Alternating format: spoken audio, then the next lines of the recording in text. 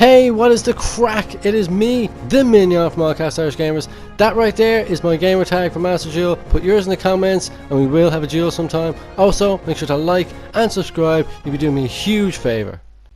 Now, what's our video today? Well, it's only the top 5 hand traps. My personal top 5. So, yeah, they are debatable, but these are the 5 that they are go-to, recommended, work in nearly every deck. Let's start it off. Effect Veiler. Great card. It's not once per turn, so if you open up multiples, they're all live. You can use them whenever you want, so long as it's in the main phase of your opponent's turn, and it's just great. It's like a better version of Imperm, but still in a sticky situation. It's a normal summon, so that you have a body on the field. You can use it for a link summon, go into something like Relinquished Anima, or if you have another monster in the field, you can go into a link too. But it's also a tuner, so you can use it with other monsters at certain levels to go into whatever synchro play you want to do. But it shuts your opponent down. It's very good, definitely recommend it. Next up we have Ghost Ogre and Snow Rabbit. Very underrated hand trap. It's super good.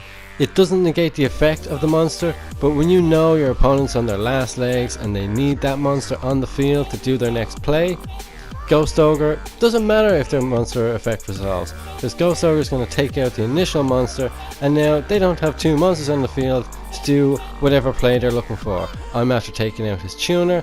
Sure, he gets the special summon off, but he doesn't have anything to go into it with, and it's a quick scoop from there on in. Next up, personal favourite of mine, Ash Blossom of Joyous Spring. Top hand trap, really is, in the TCG and here in Master Duel. So versatile. It stops that key draw that your opponent is trying to make, or that search, or that special summon they're trying to get out of the deck. Just what a great card. It can also be used in a sort of a counter way, so like if they're trying to activate Max C, boom, you ash it. If they're trying to gamma you, boom, you ash it.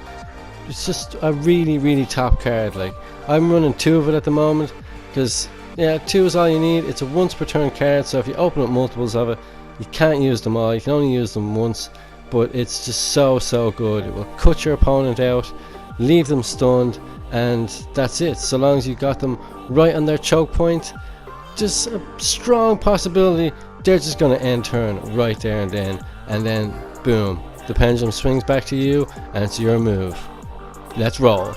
Next up is a hand trap that I kind of flip-flop on from time to time. Niburu, the Primal Being.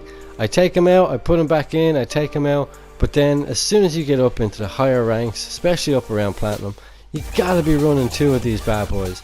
Yeah, you can run 3 if you want to really see it in your hand, but some games it'll just be a brick, and then other games you'll open 2 or even 3, and then it's like a super brick, and chances are you'll come up against like Eldritch and it'll have no use for you. So just be careful, man. Like 2 Niburu seems to be the kind of right number, I find, because it's an impactful hand trap, but at the same time you don't want to have too many of it in your hand at the one time. Now of course you're going to have to run other hand traps alongside Niburu, because if they are quick enough to get that negate on the field before the 5th summon, then Niburu is not going to work. They're just going to negate it. It's not going to have the same impact. So you gotta force out maybe a negate or 2 with your other hand traps, and then once they fall into that slippery slope of summoning too many times, and you think, right, this is the point, I can do it now. They've used up a lot of their cards. This is the choke point where I can hit them and they can't play through it. Some decks can. I mean, Dragon Link can probably play through it if they've got Heretic Seal on the field.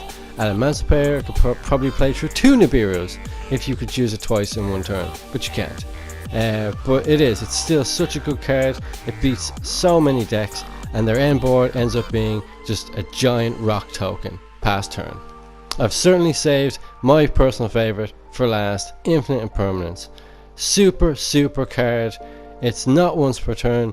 You can activate it on either player's turn, so it is really just a better effect veiler, but you can't put it on the field to protect your life points, so it has its upsides and its downsides, but there's so many uses for this card.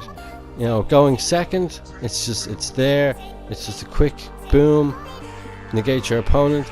Most of the time you try and catch them, like I was saying, on that choke point. Halqa Fibrax being a key choke point. you don't really know what kind of tuner they're going for. It could be something like Despot or something, and they're going to go into Auroradon. You can't have that. Hit them with the Imperm, stops Crystron in his tracks, and he doesn't get that summon off. That could save your life. It could end the turn right there and then, swing it back to you, and now you can go. You can catch them with their pants down and just go hell for leather, make your board, and push for game.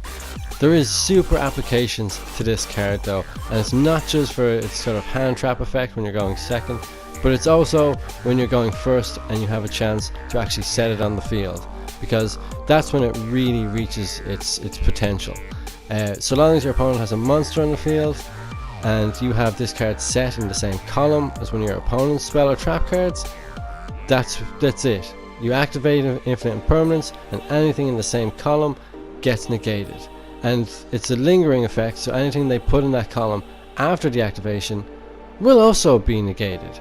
So don't make that mistake. If Infinite Impermanence has been activated in a column, do not play another card in that column straight afterward, like this guy does. He tries to activate something, I stop it.